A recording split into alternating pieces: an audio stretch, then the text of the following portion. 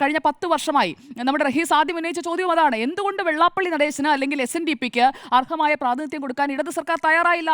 അവിടെ കൃത്യമായി പറഞ്ഞു കഴിഞ്ഞിട്ടുണ്ടെങ്കിൽ, നാടൻ ഭാഷയിൽ പറഞ്ഞു കഴിഞ്ഞിട്ടുണ്ടെങ്കിൽ നന്നായി പറ്റിച്ചു. അതാണ് SNDPയോട് ഇടത് സർക്കാർ, LDF സർക്കാർ ചെയ്തത്. അതാണ് ഇവിടെ നടന്നിരിക്കുന്നത്.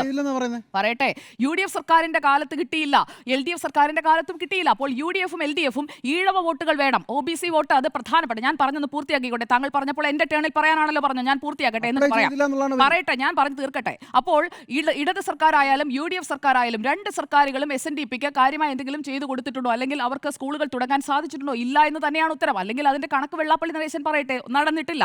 എന്തുകൊണ്ടാണ് വെള്ളാപ്പള്ളി നടേശനെ ഇപ്പോൾ ഇടതുപക്ഷം അല്ലെങ്കിൽ ഇപ്പോൾ ചർച്ച ചെയ്യുന്ന ആളുകളടക്കം തള്ളി പറയുന്നത്? വെള്ളാപ്പള്ളി നടേശൻ വർഗീയവാദിയാണെന്ന് പറഞ്ഞാലേ ഈ ഉറപ്പിച്ചു വെച്ചിരിക്കുന്ന വോട്ടുകൾ 3 മാസം കഴിഞ്ഞാൽ തെരഞ്ഞെടുപ്പാണ്. അപ്പോൾ ആ വോട്ടുകൾ ഇങ്ങോട്ടേക്ക് കൊണ്ടുവരണം. അപ്പോൾ വെള്ളാപ്പള്ളിയെ തള്ളി പറഞ്ഞാലും കുഴപ്പമില്ല, അവിടെയുള്ള വോട്ടുകളൊക്കെ അവിടെ തന്നെ നിൽക്കും. അങ്ങനെ ഒരു ചിന്തയുണ്ട്. ഈ കാര്യത്തിൽ ഇന്ത്യ മുന്നണി ഒറ്റക്കെട്ടാണ് എന്നുള്ളതിന്റെ കൃത്യമായ ഒരു എക്സാമ്പിൾ ആണ് നമ്മൾ കണ്ടുകൊണ്ടിരിക്കുന്നത്. അത് വെള്ളാപ്പള്ളി നടേശന് മനസ്സിലായാൽ കൊള്ളാം. ഈ വർഗീയവാദി എന്നുള്ള ഒരു ചാപ്പ അദ്ദേഹത്തിന് മേൽ കുത്തിക്കഴിഞ്ഞിട്ടുണ്ടെങ്കിൽ വെള്ളാപ്പള്ളി നടേശൻ ഇനി എന്ത് പറഞ്ഞാലും ആ ചാപ്പയുടെ പേരിലായിരിക്കും വെള്ളാപ്പള്ളി നടേശൻ ചർച്ച ചെയ്യപ്പെടാൻ പോകുന്നത് എന്നുള്ളത് ഉറപ്പാണ്. അപ്പോൾ അദ്ദേഹം പോരാടുന്നത് ശരിക്കും ഈഴവരുടെ അവകാശങ്ങൾക്ക് വേണ്ടിയാണ് എന്നുണ്ടെങ്കിൽ, പിന്നോക്ക വിഭാഗങ്ങളുടെ അവകാശങ്ങൾക്ക് വേണ്ടിയാണെന്നുണ്ടെങ്കിൽ അത് അദ്ദേഹം കൃത്യമായി ഇതുപോലെയുള്ള വാക്കുകൾ ഉപയോഗിക്കാതെ നടത്തുകയാണ് വേണ്ടത്. ഈ വാക്കുകൾ ഉപയോഗിക്കുമ്പോൾ അതിലേക്ക് മാത്രമായി ചർച്ച മാറുകയാണ്.